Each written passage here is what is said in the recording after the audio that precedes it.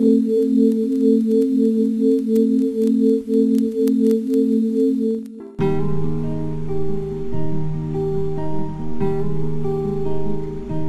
perginya matahari,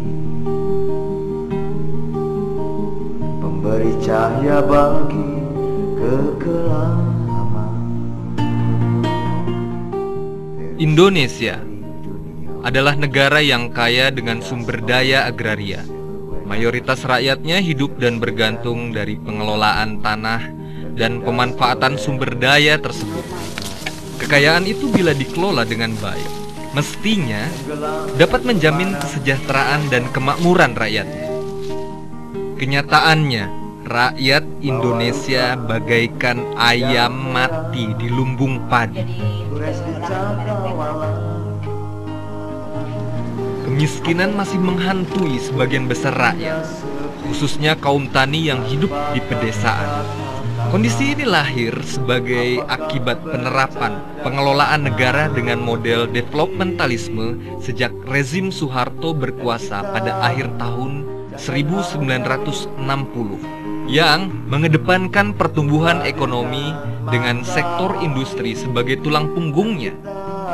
Strategi pembangunan ini menempatkan sektor agraria hanya sebagai sapi perahan bagi kaum pemodal dan pengusaha yang diposisikan sebagai motor penggerak pembangunan. Sehingga agenda-agenda land reform yang pernah dirancang pada awal tahun 60-an sebagai dasar pijakan bagi pembangunan agraria di Indonesia tidak lagi dijalankan. Akibatnya, persoalan-persoalan agraria pada masa penjajahan dan awal kemerdekaan tak terselesaikan, malah melahirkan persoalan agraria yang baru.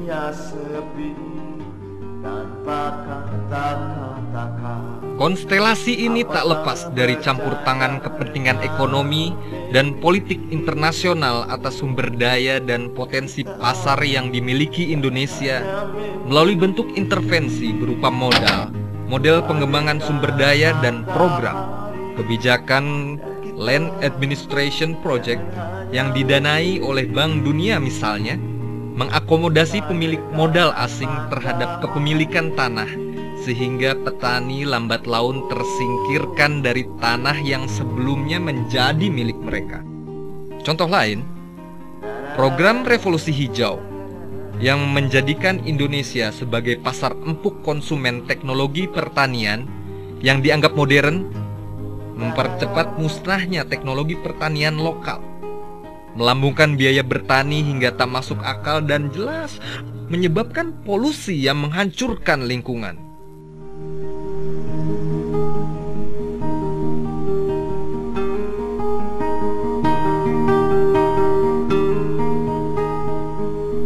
Ketidakjelasan arah pembangunan di sektor agraria membuat kebijakan di sektor ini menjadi tidak mampu melindungi kepentingan rakyat, tumpang tindih, dan berpeluang untuk menjadi lahan penyalahgunaan kekuasaan.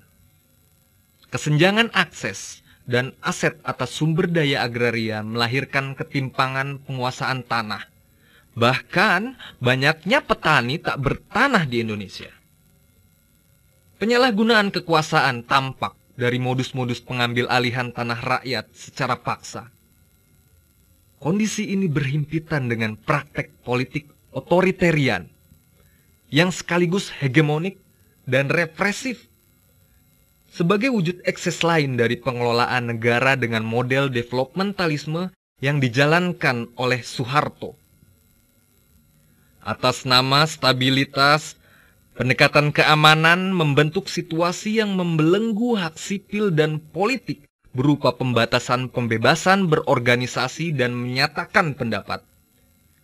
Pada akhirnya, kombinasi kedua situasi tidak ideal itu turut memperburuk nasib rakyat, khususnya kaum tani dan rakyat pedesaan.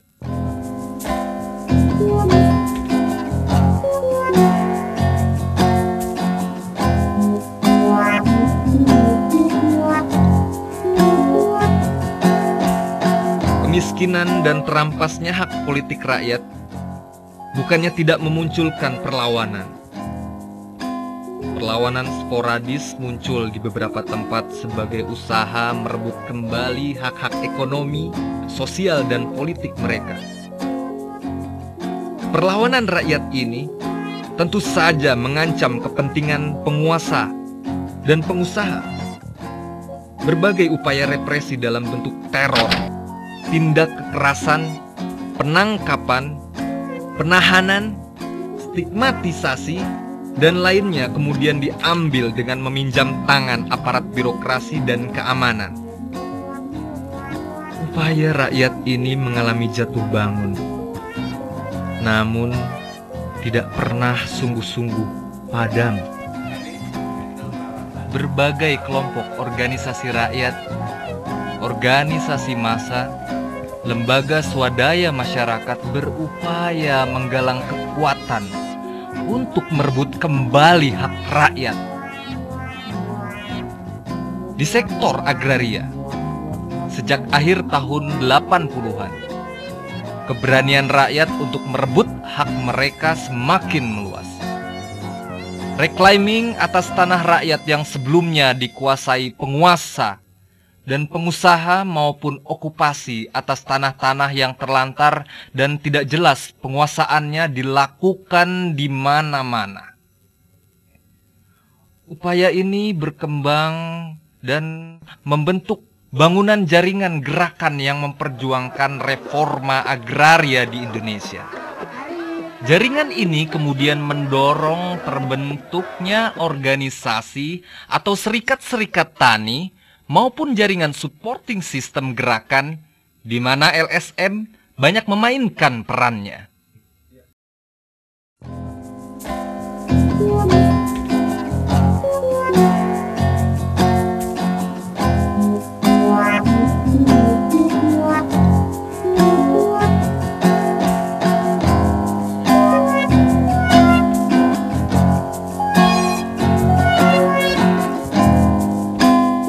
Serikat Petani Pasundan atau biasa disebut SPP adalah salah satu dari sekian banyak organisasi rakyat yang mengusung isu perjuangan reforma agraria di Indonesia.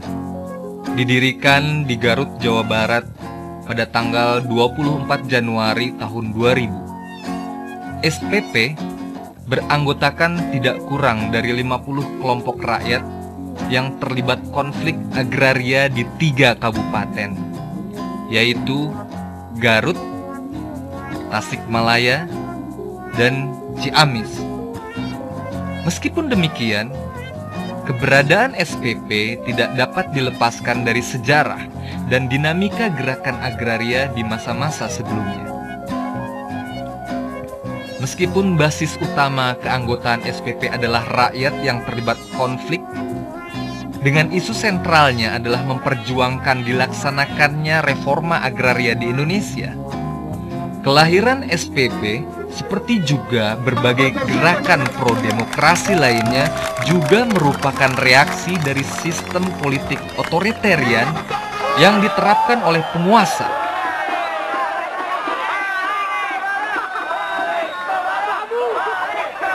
SPP memandang upaya mendorong terciptanya reforma agraria dan demokratisasi di Indonesia sebagai dua hal yang saling berkaitan dan tidak dapat dipisahkan. Hal yang ingin dibangun SPP adalah suatu tatanan kehidupan sosial, ekonomi, dan politik yang dilandasi prinsip dan nilai kemanusiaan, keadilan, dan ketuhanan.